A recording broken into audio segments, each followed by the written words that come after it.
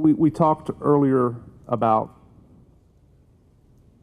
tourism draws. I'd like you to talk a little bit about how, you know, whether it's FC Dallas. I know during our call we mentioned Jimmy Buffett. There are huge events in Frisco. Talk to us about some of them that maybe everybody's not aware of, but how that is also drawing people as well. Just for the record, I've never been to Jimmy Buffett. If you saw me, it was not me. It's yeah, it's and that's coming again this year in the two-day country western concert. You know, you hit on a good point. Let me go on a very high level.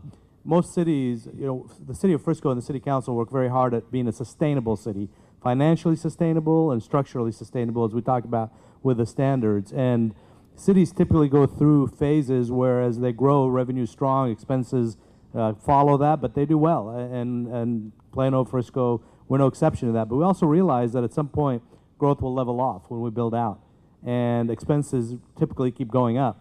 And the difference between government and a company, companies do research and development, they find new products, new services, and they keep their revenue strong. Otherwise, they go bankrupt, right? And cities don't have that luxury. So Frisco's attempt, and it's not really an attempt because it's working, at research and development is to strengthen our sales tax base through tourism. We have the presence of every professional team in our city. Okay? We hold, and every facility is city-owned.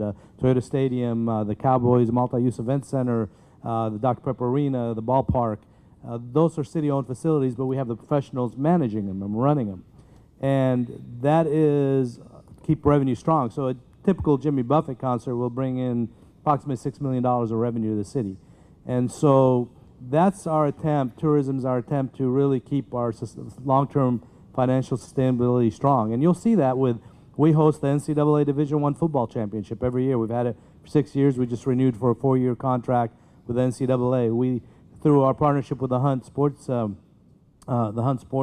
Ventures, we just landed the U.S. Soccer Hall of Fame.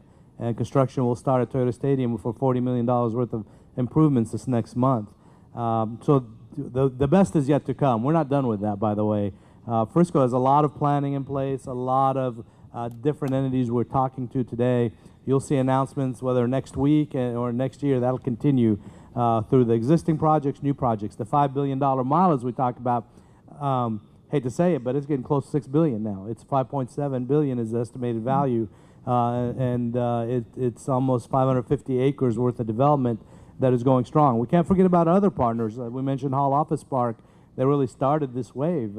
Craig Hall was a visionary and worked with the tollway to get the right-of-way in place, to get the tollway built. You have the Hunts. You have so many good partners. And we still put about 2,400 new homes on the ground every year. So the school district will continue to grow. They have 2 current high schools under construction. Will open over the next 2 years. Wonderful partners. You know, when I was in Galveston yesterday speaking to them about our tourism, I mentioned that our high school kids get to play in professional stadiums. Those that go to college to play sports will be taking a step down.